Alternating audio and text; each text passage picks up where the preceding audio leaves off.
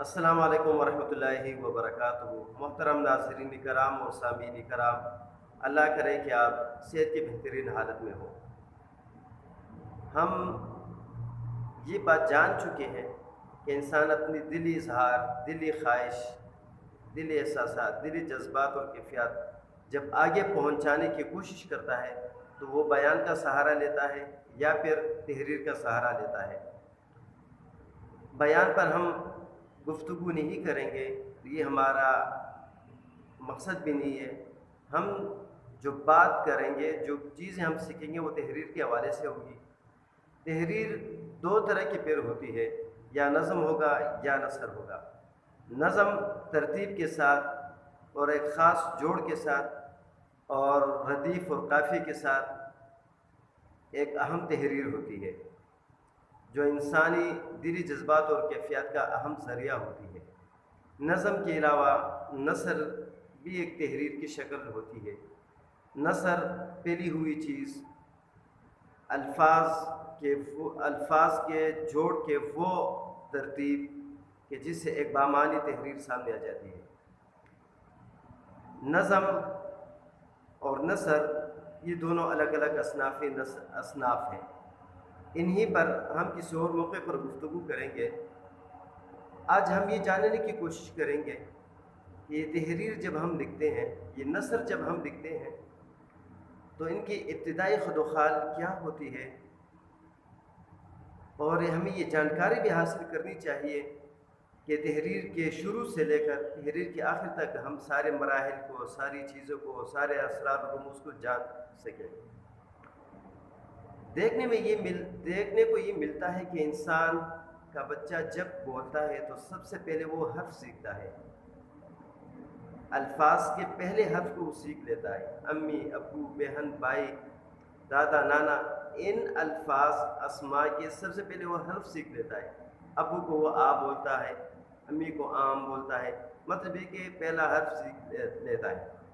حرف کے بعد پھر وہ لفظ سیکھ لیتا ہے، مطلب یہ کہ کچھ وقت گزرنے کے بعد بچہ اس قابل ہو جاتا ہے کہ وہ حرف سے لفظ بنا لے، مطلب یہ کہ امی ابو کو وہ پھر پورا ادا کر لیتا ہے۔ پھر جب بچہ اور بڑا ہو جاتا ہے، ذہنی صلاحیت اس کی اور جب بڑی ہو جاتی ہے تو حرف سے لفظ بنانے کے بعد جملے بنانا سیکھ جاتا ہے۔ وہ یہ کہہ لیتا ہے کہ امی پانی دے دو، امی روٹی دے دو۔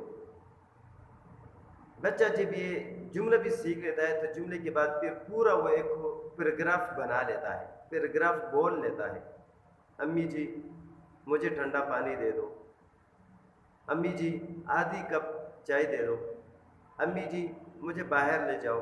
مطلب یہ کہ دو تین جملوں پر مشتمل وہ پیراگراف بول لیتا ہے، بنا لیتا ہے۔ یہی چیز اگر ہم لکھنے کی طرف لے آئیں، مطلب یہ کہ حرف سے ہم لفظ سے ہم جملہ سے ہم پیراگراف لکھنا شروع کر دیں تو یہ ہماری تحریر بن جاتی ہے۔ یہ بات تو بعد میں آئے گی کہ ایک پیراگراف کیا ہوتی ہے، جملہ کیا ہوتا ہے، ایک جملے میں کتنے الفاظ ہوتے ہیں اور ایک پیراگراف میں کتنے جملے ہوتے ہیں، یہ تو بعد میں ہم جا کے ڈسکس کریں گے انشاءاللہ۔ سر دست ہم یہ بات کریں گے کہ تحریر ہی ایک ایسی چیز ہوتی ہے جو تادیر انسان کے پاس موجود رہتی ہے۔ تادیر انسان اس سے اپنے لیے رہنمائی کا سامان بنا لیتی ہے۔ تحریر ہی کے ذریعے سے انسان اپنی بات کو دیر پا اور آنے والی نسل تک چھوڑ دیتا ہے، رکھ لیتا ہے، اور ان کے کام یہی تحریر آ جاتی ہے۔ تحریر ہمیشہ اسی طرح ہونا چاہیے جس طرح ایک بچہ جب بول لیتا ہے تو سننے والے کو یہ لگتا ہے کہ کیا بولتا ہے، اس کے بولنے سے کیا ہمیں خبر ملتی ہے، بچہ کیا چیز مانگتا ہے۔ مطلب یہ کہ جب بچہ بول لیتا ہے تو سننے والے کو واضح طور پر یہ محسوس ہو کہ پانی مانگتا ہے، کھانا مانگتا ہے، کھلونے مانگتا ہے، کسی اور چیز کا تقاضا کرتا ہے۔ اسی طرح ہی تحریر بھی ہے۔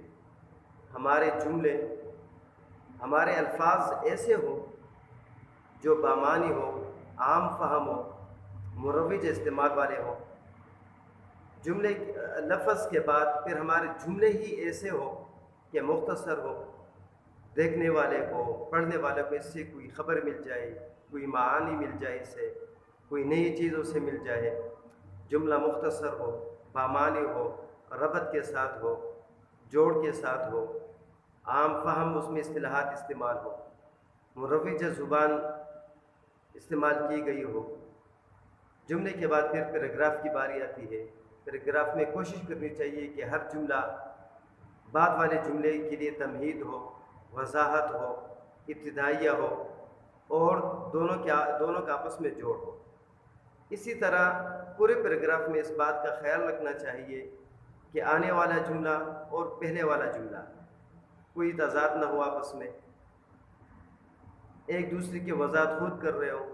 اگر ایک جملہ دلیل مانگتا ہو تو دوسرے جملے میں دلیل موجود ہو۔ اگر ایک جملے کی وجہ سے اگر شک پیدا ہو جائے جو بات آپ کرنا چاہتے ہو تو پورا پیراگراف آپ کا ضائع ہو جائے گا۔ مطلب یہ کہ پورے پیراگراف میں ایک جملہ ایسا آیا ہے جس سے پڑھنے والے کو کوئی آپ کو جو کچھ کہنا چاہتے ہیں اس سے ہٹ کر کوئی چیز محسوس ہو، تو پھر وہ تحریر بے معنی ہو جاتی ہے، ضائع ہو جاتی ہے، اور کوئی وقت اس کی نہیں ہوتی۔ پیراگراف کے بعد جب آخر تک انسان آتا ہے، مطلب یہ کہ آپ کی تحریر کے پیراگراف کے آخری جملے تک انسان آتا ہے، تو پڑھنے والے کو واضح طور پر کوئی معنی مل جائے، کوئی فہم مل جائے، کوئی نئی چیز مل جائے، کوئی نیا جذبہ مل جائے، کوئی نیا منصوبہ مل جائے، کوئی خاکہ مل جائے، کوئی سبق مل جائے، اور کوئی فکری طور پر آپ سے وہ چیز لے چکا ہو۔ تو یہ تحریر کے بارے میں ابتدائی باتیں تھیں جو میں نے آپ لوگوں کے سامنے رکھی۔ امید ہے کہ آپ لوگ اسے سنیں گے، جاننے کی کوشش کریں گے، سیکھنے کی کوشش کریں گے، اور جو کوئی مشکل اس میں پیش آ جائے تو آپ کمنٹس کر سکتے ہیں، مجھے بتا سکتے ہیں، رابطہ کر سکتے ہیں۔ ملتے ہیں انشاءاللہ ایک نئی ویڈیو میں نئی بات کے ساتھ، جس میں ہم سیکھیں گے نئی چیزیں، نئے آئیڈیاز، نئے خیالات، اور اپنے مستقبل کے لیے نیا پن۔ امید ہے آپ اس سے فائدہ اٹھا سکیں گے۔ اجازت دیجیے، اللہ حافظ، السلام علیکم ورحمۃ اللہ وبرکاتہ۔